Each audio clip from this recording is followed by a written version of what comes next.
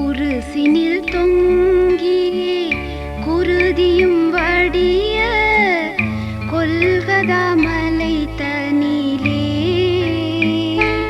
நம் குரு இயேசு சுவாமி கொடும் துயர் பாவி கொள்ளாய் கண் கொண்டு சந்திர சூரிய சகலவான் சேனைகள் சகியாமல் நாணுதையோ தேவ சுந்தரமைந்தன் உயிர் விடும் காட்சியால் துடிக்கா நெஞ்சுண்டோ குருசினில் தொங்கி குருதியும் வடிய கொல்கதா மலை தனிலே நம் குரு இயேசு சுவாமி கொடும் துயர் பாவி கொள்ளாய் கண் கொண்டு.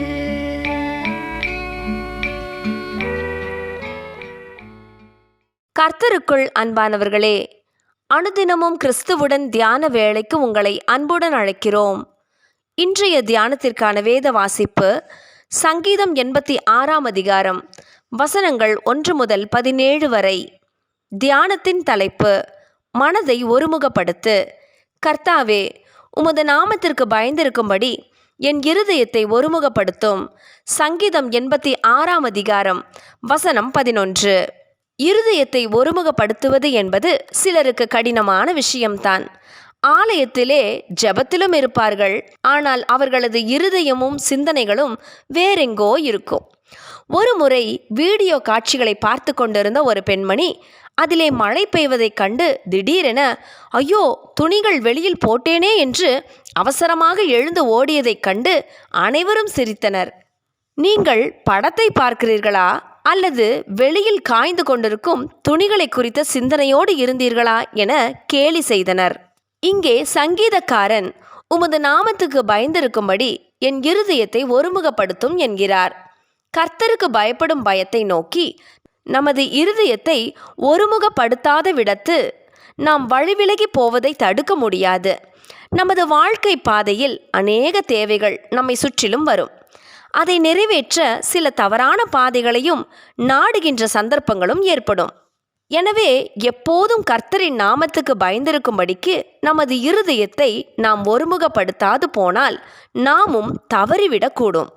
யோபு எல்லாவற்றையும் இழந்தவராய் தனது உடலிலும் பருக்களால் வாதிக்கப்பட்டவராக இருந்த வேளையில் கூட அவர் கர்த்தருக்கு பயப்பட்டவராய் கர்த்தர் கொடுத்தார், கர்த்தர் எடுத்தார், கர்த்தருடைய நாமத்திற்கு ஸ்தோத்திரம் என்று சொல்லி திடமாக இருந்ததை காண்கிறோம்.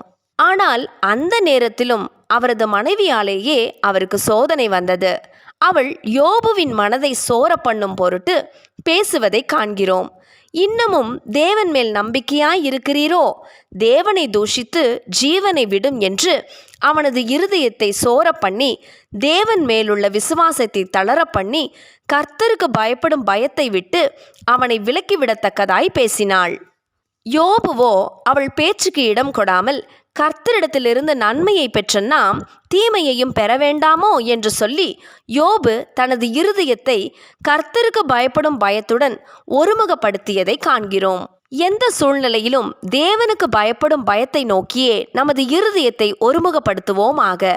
என் தேவனாகிய ஆண்டவரே, உம்மை என் முழு இருதயத்தோடும் துதித்து உமது நாமத்தை என்றென்றைக்கு மகிமைப்படுத்துவேன் என்று சங்கீதக்காரனைப் போல ஜெபிப்போமா? சங்கீதம் 86 அதிகாரம் வசனம் 12. ஜெபம் செய்வோமா?